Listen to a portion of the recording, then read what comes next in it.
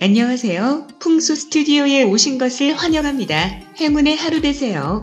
비디오를 봐주셔서 감사합니다. 구독 버튼과 종을 클릭하여 새 비디오를 놓치지 마십시오. 행운을 가져다주는 관엽식물, 부귀, 행운, 행복이라고 합니다. 핑크 아글라우네마. 행운을 가져다준다는 말은 너무 행복한 언어인 듯합니다.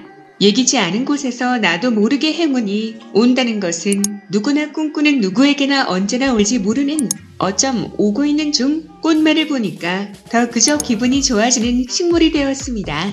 저는 동쪽 창가에는 붉은색의 아글라우네마를 놓고 키우고 있습니다. 남동쪽에는 붉은색의 화초를 놓고 키우면 좋다고 해서 붉은색의 화분에 붉은색이 강렬한 핑크, 핫핑크 아글라우네마를 놓고 키우고 있답니다.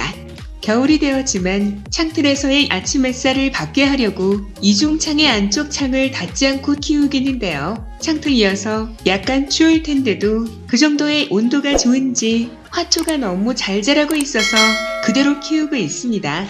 아글라우네마가 잘 크는 온도는 21에서 25도라고 하고요. 최저 온도는 13도라고 합니다.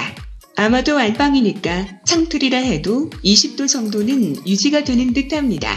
오히려 창틀에 놓고 키우니까 건조하지 않아서 인지 입마름이 없어서 더 좋은 듯합니다. 초보자가 키우기 쉬운 식물은 까다롭지 않아야 하고요. 물에도 예민하지 않아야 좋은 듯합니다.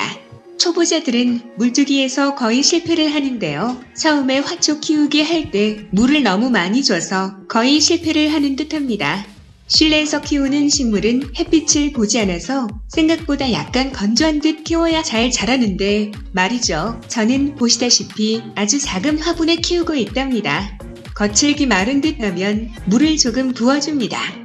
흙이 촉촉해 보이면 일주일 이상도 물을 주지 않아야 하고요. 관엽식물이 물을 많이 먹을 것 같지만 실제로는 물을 너무 많이 주면 뿌리가 섞어버린답니다. 금전주머니 트리. 식당에서 흔히 찾아볼 수 있는 금전수는 금전운과 행운을 모두 불러오게 하는 기특한 식물로 많이 알려져 있어요. 그래서 많은 분들이 개업이나 집들의 선물로 자주 찾는 식물입니다. 금전수는 잎사귀 모양이 동전과 비슷해 마치 동전이 주렁주렁 매달린 것 같은 느낌을 준답니다.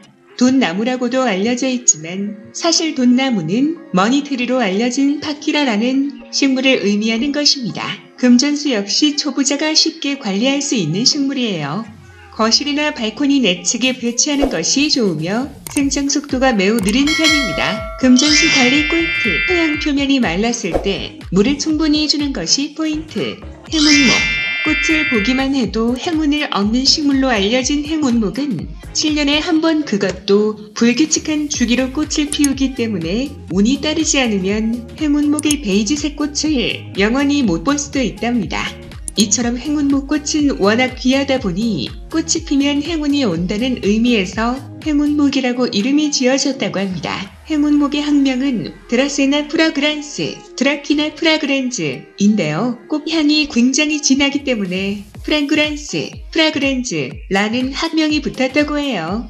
실제로 이 향기를 맡아본 분들에 의하면 자스민 향기처럼 향이 매우 진하고 좋다고 합니다. 무엇보다 행운목은 초보자도 쉽게 관리할 수 있는 식물로 거실 창측이나 발코니 내측에 배치해주면 좋아요.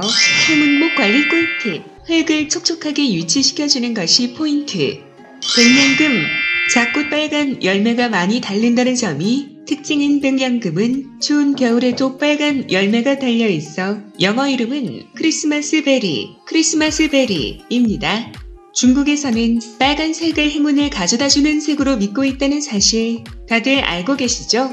최근 천명금이 우리나라에 유통되고 있어 많은 분들이 백년금과 헷갈려 하는데요. 천년금과 백년금은 엄연히 다른 식물이랍니다. 백년금은 열매가 맺히기 때문에 행운목과 금전수에 비해 관리하기 조금 까다로운 편인데요. 실내 어두운 곳에 배치하는 것이 좋습니다.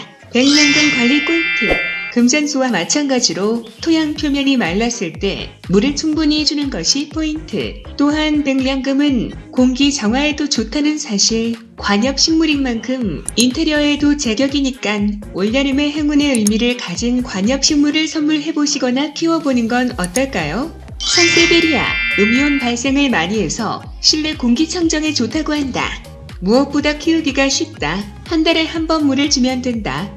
겨울에는 아예 물을 주지 않아도 된다. 선인장, 다육이도 키워봤지만 다 실패. 산세베리아가 막 키우기가 제일 쉽더라. 하얗고 작은 꽃들이 올망졸망 귀엽게 피었다.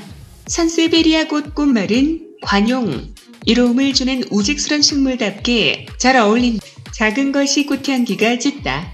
하지만 달콤한 꽃향기가 절대 아니다. 쌉쌀름하고 무거운 향, 나름 묘한 매력이 있는 향이다. 산세베리아 꽃은 보기 드물기 때문에 꽃이 피면 행운을 가져다 준다고 한다. 초보자가 키우기 쉬운 식물을 키울 때 잘 키우는 비법은요. 물주기가 가장 핵심인데요. 화초마다 물주기의 특성을 잘 알고 물을 주어야 합니다. 화초가 음지를 좋아하는지, 방그늘을 좋아하는지, 햇빛을 좋아하는지 화초에 맞게 위치를 맞게 키워야 합니다. 관엽식물의 물주기가 애매할 때는 잎이 두꺼운 식물은 물주기의 틈을 길게 하고 잎이 얇은 것은 물주기의 주기를 자주 해주어야 합니다. 두꺼운 잎의 수분을 많이 머금고 있어서 그렇다고 합니다. 적당한 영양분을 주어야 합니다. 저는 바나나 우려낸 물을 가끔씩 주고 있고 EM도 가끔 주기도 합니다.